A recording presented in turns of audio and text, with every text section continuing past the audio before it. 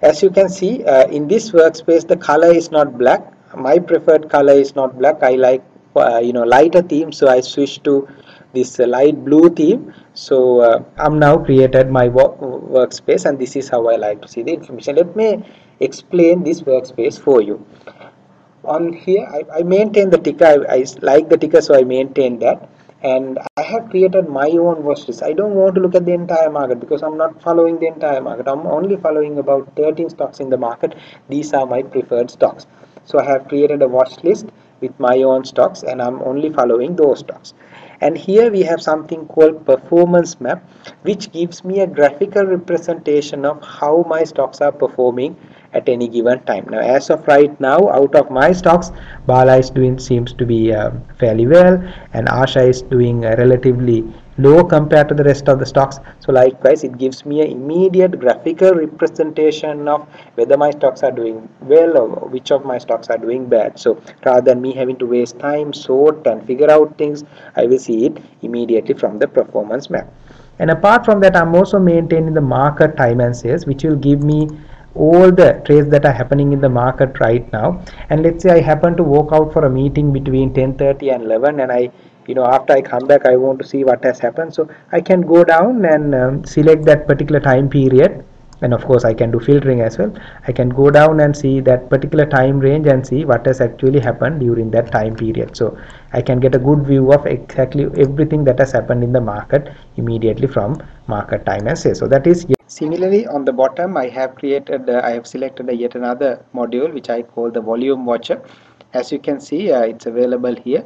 Now, volume watcher is a feature where you can check for subtle changes in volume. For example, you can set a condition like to say that, okay, show me stocks that are doing 5 times better average than the last week's average volume.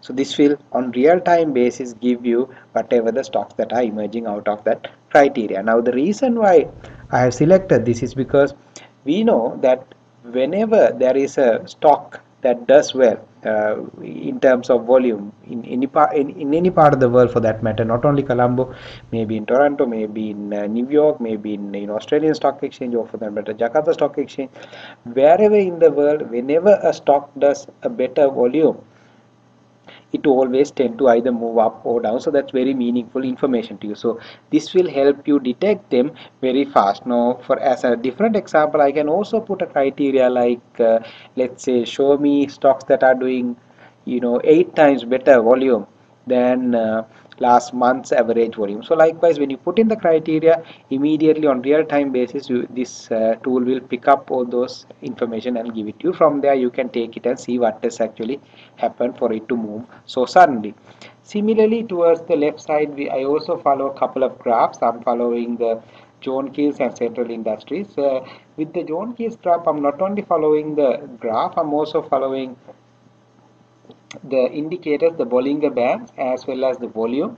Now I'll be touching on in detail on these technical indicators little later on. And on the Central Industries, I'm following the chart as well as the relative strength index indicator. So again, on real-time basis, as and when the price moves, I will see the information directly. So this is the workspace that I have created for myself. This is how I like to see the information. And similarly, you can customize your workspace into anything that you like, any font size, any color. Likewise, you can range it from wide range of different features. Now let me quickly go back to the original workspace for me to quickly demonstrate one last feature. It will load up in a couple of seconds. And on the watch list, as I have explained, it has the default data. Let me sort it again and go up. Okay, so what you see here is the default column. Now if you want to see different columns, just go to choose columns. There are about 200 columns that are available here, ranging from earnings per share, the Bollinger Upper, the Bollinger Middle,